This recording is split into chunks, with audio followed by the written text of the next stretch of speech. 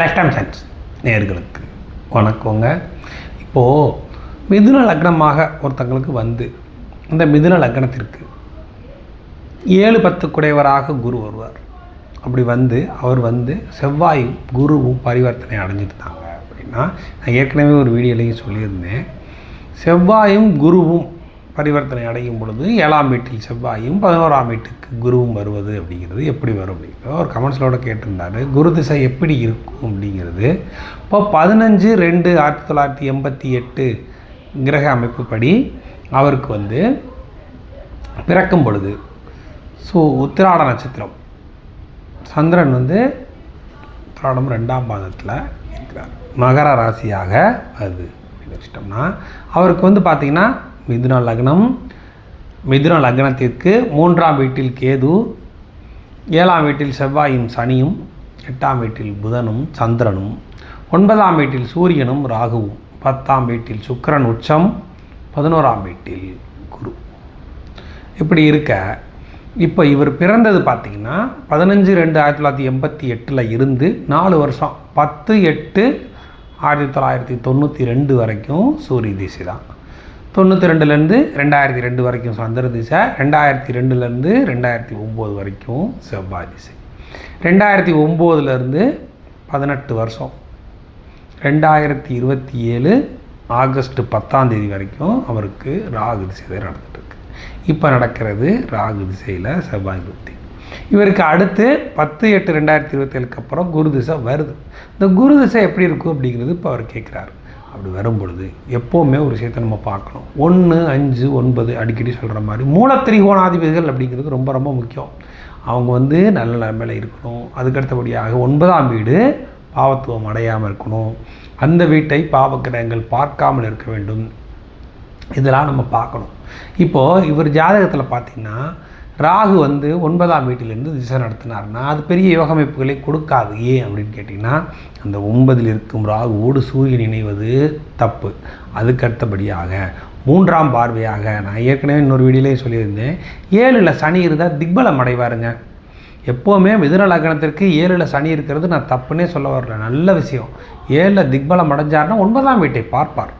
அப்படி பார்க்கும் பொழுது அவர் இந்த லக்னத்திற்கு யோகாதிபதியாக வந்து பார்த்து 8க்கு 12 மறைந்து, இதுதான் இதில் ரொம்ப முக்கியமான விஷயம்.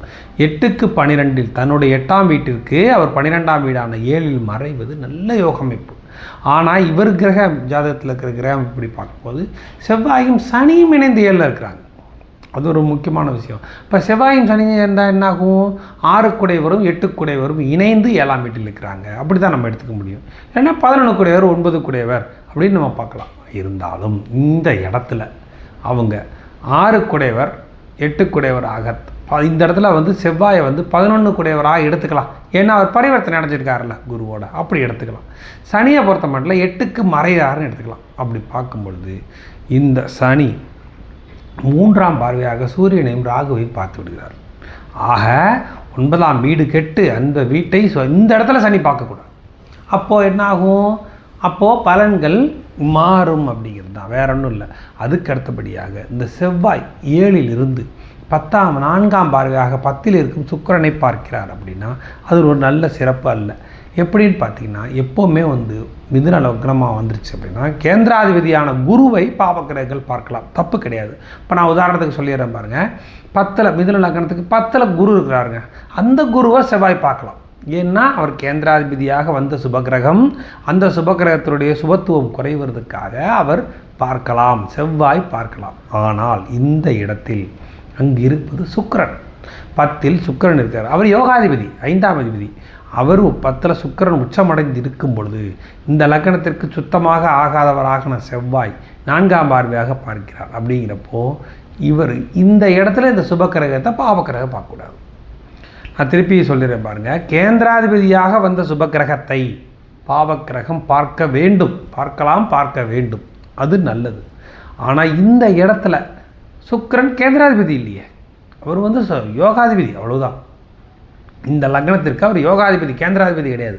அதனால் இந்த சுபக்கிரகம் கேந்திராதிபதியாக இல்லாமல் யோகாதிபதியாக வந்த கிரகத்தை பாவக்கிரகம் பார்க்கக்கூடாது. பார்த்தால் பங்கமாகும், வேற ஒன்றும் இல்லை.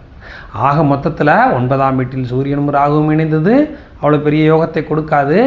சுக்கிரன் உச்சமடைந்தாலும் அவரை செவ்வாய் பார்க்கிறார், 4ஆம் பார்வையாக பார்க்கிறார். அப்படிங்கிறப்போ சுக்கிரனுக்கும் பவர் குறையுது. சரிங்க, இப்போ அவர் என்ன கேட்டிருக்கார்? குரு திசை நல்லா இருக்குமா அப்படிங்கிறது தான். இந்த ராகு திசையில் இப்போ நடக்கிற செவ்வாய் புத்தி இவருக்கு வந்து பெரிய யோக அமைப்புகள் இல்லாமல் இவர் நினைக்கிற எதுவுமே பெரிய லெவலில் நடக்க விடாமல் தடைகளை கொடுத்து கொண்டே இருக்கும். ஆனால் இந்த குரு திசை வரும் பொழுது உண்மையிலே இவருக்கு இருக்கிற கிரக அமைப்பு படி பார்க்கும்போது குரு அங்கே திக்பலம் அடைஞ்சிருக்கிறாருங்க. அது ஒரு பெரிய விஷயங்க. திக்பலம் அடைஞ்சிருக்கிறதும் இல்லாமல் 7-11 கூடியவர்கள் பரிவர்த்தனை அடைந்து 11இல் இருக்கும் பொழுது இந்த கிரக அமைப்பு படி அவருக்கு குரு திசை ரொம்ப டாப்பாக இருக்கும். இவர் ஜாதகத்திலே பிறக்கும்போது சூரிய திசை சரியில்லை, சந்திர திசை ஓரளவுக்கு நன்மைகளை செஞ்சுருக்கும். அதுக்கு அடுத்தபடியாக செவ்வாய் திசை இவருக்கு ரொம்ப கெடுதல்களைத்தான் கொடுத்துருக்கும். பரிவர்த்தனை அடைஞ்சிருக்காரேங்க அப்படின்னாலும் இந்த இடத்தில் அவர் பெரிய யோகத்தை கொடுக்க முடியாது. ஏன்னு அவர் அஷ்டமாதிபதியோடு இணைந்திருக்கிறார். அப்படிங்கிறப்போ செவ்வாய் திசை. ராகு திசை எடுத்துக்கிட்டால் அது சொல்ல வேண்டியதே இல்லை. 9ஆம் வீட்டில் ராகு சூரியனோடு இணைந்து சனியின் பார்வையில் இருக்கிறார். இந்த இடத்துல சனியின் பார்வை யோகாதிபதியாக இருந்தாலும் அங்கே சூரியன் இருக்கிறார். ராகு மட்டும் இருந்திருந்தால் கூட கொஞ்சம் யோசிக்கலாம். ஆனால் சூரியனும் இருக்கும் பொழுது அந்த சனியினுடைய பலன்கள் குறைய, பனியுடைய பார்வையினால் நற்பலன்கள் இருக்காது. அப்போது ராகுவால் எதுவும் பண்ண முடியாது. ராகு தான் கண்ணாடியாச்சே, யார் பார்க்குறாங்களோ அது மாதிரி மாறிக்குவார் அவர். அதனால் ராகுவால் அந்த பலனை கொடுக்க முடியாது. அப்படி இருக்க இப்போது வர்ற குரு திசை தான் இவருக்கு நல்ல யோக அமைப்புகளை கொடுக்கும். குரு திசை ரொம்ப நல்லாயிருக்கும் அப்படிங்கிறது. அது எப்படி வருது, எந்தெந்த வீட்டில் எப்படி மாறி உட்கார்ந்துருக்குறாங்க, எப்படி வரும் அப்படிங்கிறதையும் இப்போ நம்ம பார்ப்போம். இப்போ பாருங்கள், அவருக்கு வந்து மிதுன லக்னம். மிதுன லக்னத்திற்கு 3இல் கேது, 7இல் செவ்வாய் சனி, 8இல் புதன் சந்திரன், புதன் வக்ரம், 9இல் சூரியன் ராகு, 10இல் சுக்கிரன், 11இல் குரு. இப்போ இவருக்கு பிறக்கும்போது சூரிய திசை, அதுக்கடுத்தது சந்திர திசை, அதுக்கடுத்தது செவ்வாய் திசை, அடுத்தது ராகு திசை. 9இல் இருக்கும் ராகு அடுத்தபடியாக சூரியனோடு இணைந்ததால் இந்த லக்னத்திற்கு ராகு யோகத்தை தாங்க கொடுப்பார். எப்போவுமே மிதுன லக்னத்திற்கு ராகு யோகத்தை தான் கொடுப்பார். யோகாதிபதியே வந்து எப்படி நம்ம வந்து சுக்கிரன் புதன் சனின்னு சொல்கிறோமோ அது மாதிரி ராகுவையும் சேர்த்துக்கலான்னு சொல்ல வந்தேன். அப்படி வரும்பொழுது அந்த ராகு சூரியனோட இணைந்ததுனால அந்த சூரியனோட இணைந்தது ஒரு தப்பு, அதுக்கடுத்தபடியா சனியின் பார்வையை வாங்கிட்டது ஒரு தப்பு. இந்த இடத்துல யோகாதிபதி என்னங்க நீங்கள் சொல்லிங்களே, யோகாதிபதி என்னங்க பார்க்கலாமா? பார்க்கலாம். 8க்கு 12இல் மறைந்து பார்க்கலாம். 9ஆம் வீட்டை பார்க்கலாம். ஆனால் 9ஆம் வீட்டில் இப்படி சிக்கலாம் 2 பேர் இருந்தாங்கன்னா, இப்போ ராகு மட்டும் இருந்திருந்தா ஓரளவுக்கு தான். ஏன் கேட்டிங்கன்னா இங்கே சனியும் செவ்வாய் கூட இருக்கிறாரு, அதையும் நம்ம பார்க்கணும். இந்த இடத்துல 7ல் சனி திக்பலம் அடைஞ்சிட்டாருங்க அப்படின்னா, திக்பலம் அடைந்த கிரகங்கள் எப்போவுமே டிஸ்டர்ப் இருக்கக்கூடாது. அப்போ தான் வந்து யோகத்தை கொடுப்பாங்க. இங்கே சனி திக்பலம் அடைஞ்சிருக்காரு, இந்த வீட்டில் இருக்கிற கிரகங்கள் யோகத்தை கொடுக்கும்.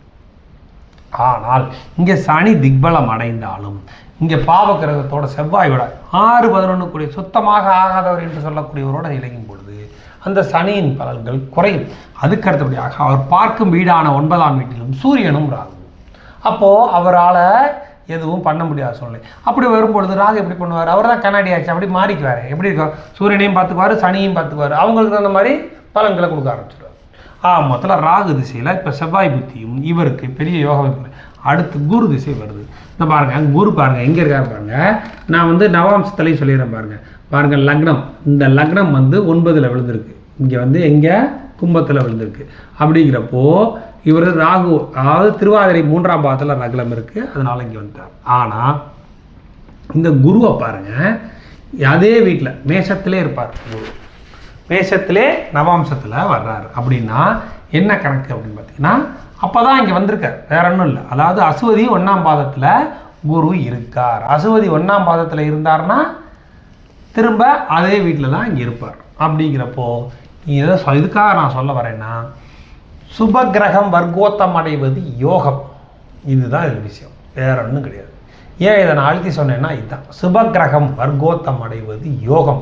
இவர் வந்து கேந்திரத்தில் இல்லை, கேந்திராதிபதியாகி கேந்திரத்தில் இல்லை.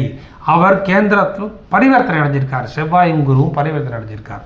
செவ்வாய் சனியை விட குரு தான் நன்மைகளை செய்வார். ஏனென்றால் அவர் வந்து வர்க்கோத்தமம் அடைந்து நல்ல நிலைமையில குரு இருக்கிறார், செவ்வாயோட பரிவர்த்தனை அடைஞ்சிருக்கார். அப்படிங்கிறப்போ இந்த குரு திசை இவருக்கு நல்ல யோக அமைப்புகளை கொடுக்கும். அதனால இந்த ஜாதகத்திலே பாருங்க, வேற எல்லா கிரகங்களோட குருவோட அமைப்பு நல்லா இருக்கு. அதுக்கு அடுத்து சனி திசை வருது. சனி திசை கூட அந்த அளவுக்கு யோகத்தை கொடுக்காது. ஆனால் அந்த குரு திசை இவருக்கு வேணுங்கிற அமைப்புகளை யோகங்களை நல்லாவே பண்ணி கொடுக்கும். குரு திசையை ஆரம்பித்து முதல்ல 2 வருஷத்துக்குள்ள 1 வருஷம் கழித்து பார்த்தீங்கன்னா நல்ல யோக அமைப்புகளை இவருக்கு கொடுக்க ஆரம்பிச்சிடும். நல்ல மாற்றங்கள் இவருக்கு வரும்.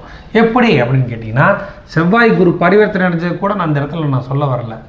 குரு இருப்பது வர்க்கோத்தமம் அடைந்து 11 நான் அடிக்கடி சொல்ல மாதிரி 11ஆம் வீட்டில் உபஜயஸ்தானத்தில் இருக்க கிரகங்கள் மேக்சிமம் கெடுதல் பண்ணாது. அதுக்கு அடுத்தபடியாக ஏன் இதை அழுத்தி சொல்கிறேன்னா, குரு வேறு யாரோடையும் சம்பந்தப்படலை. குரு கேதுவை பார்க்கிறார், அது ஒரு நல்ல அமைப்பு. அதுக்கடுத்து செவ்வாய் சனியையும் பார்க்கிறார், அதுவும் நல்ல அமைப்பு. அப்படிங்கிறப்போ இந்த குரு திசை நல்லாயிருக்கும். ஆனால் இந்த குருவை வேற யாரும் பார்க்கல, அவர் தனிச்சிருக்கிறார். அப்படிங்கிறப்போ இது நல்ல அமைப்பை அவங்களுக்கு கொடுக்கும். அதே சமயம் பாருங்கள், லக்னாதிபதி எடுத்துக்கணும். எப்போவுமே ஒரு யோகத்தை வாங்கிக்கணும் அப்படின்னா லக்னாதிபதி 8ல் வக்கரம் ஆயிடுச்சிருக்காருங்க, எப்படிங்க இருக்கும் அப்படின்னு பார்க்கும் பொழுது இங்கே பாருங்கள், கூட சந்திரன் இருக்கிறார். சந்திரன் இருக்கிறால் தப்பு இல்லை.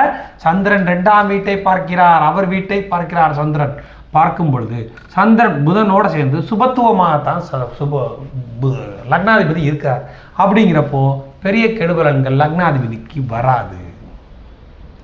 அதே சமயம் இந்த குரு திசை இவருக்கு வேணுங்கிற எல்லா பலன்களையும் நல்ல பலன்களையும் கொடுக்கும். இந்த சுக்கிரனை வந்து எதுக்கு சொல்ல வந்தேன்னா, செவ்வாய் 4ஆம் பார்வையாக சுக்கிரனை பார்க்கக்கூடாது, கொஞ்சம் பங்கமாகும். கேந்திராதிபதியாக இருக்கக்கூடிய கிரகத்தை சுப கிரகத்தை தான் பாவக்கிரகம் பார்க்கணும். ஆனால் இவர் யோகாதிபதி பார்த்தனால மற்ற கிரகங்களோட அமைப்பு அப்படி இருக்கும் பொழுது திசைகளும் மாறி வரும் பொழுது அவங்களுக்கு பெரிய யோக அமைப்புகள் கிடைக்காது. ஆனால் அந்த குரு திசையை பொறுத்த மட்டும் அவர் கன்ஃபார்மாக நல்ல பலன்களை கொடுக்கும். எதுக்கு திருப்பியும் சொல்லிட்டு பாருங்க, குரு வந்து எந்த வகையிலையும் பாதிக்கப்படவில்லை, நல்ல இடத்துல இருக்கிறாரு. சனியோ செவ்வாயோ பார்க்குறாரு, கேந்திராபதி அதெல்லாம் 2வது இந்த இடத்துல. ஆனால் 11ல் இருக்கிறாரு, நல்ல லெவலில் இருக்காரு. 7-11 பரிவர்த்தனை செஞ்சிருக்காரு. இந்த செவ்வாயால் பண்ண முடியாதெல்லாம் குரு பண்ணுவார், அவ்வளோதான். அப்போது இவருக்கு அந்த 16 வருஷமும் ரொம்ப டாப்பாக இருக்கும். குரு திசையில் செவ்வாய் புத்தி வரும்பொழுது மட்டும் குடும்ப சம்மந்தப்பட்டவங்களில் கொஞ்சம் பிரச்சனைகள் இருக்கும். அது கடைசியில் தானே வரும், குரு திசை கடைசியில் தான் செவ்வாய் புத்தி வரும். அப்போது குரு திசை ஸ்டார்டிங்கில் பார்க்கும்போது இவருக்கு நல்ல யோக போலை கொடுக்கும். உங்களுக்கு டவுட்ஸ் இருந்தாலும் நீங்கள் கமெண்ட்ஸில் சொல்லுங்கள்.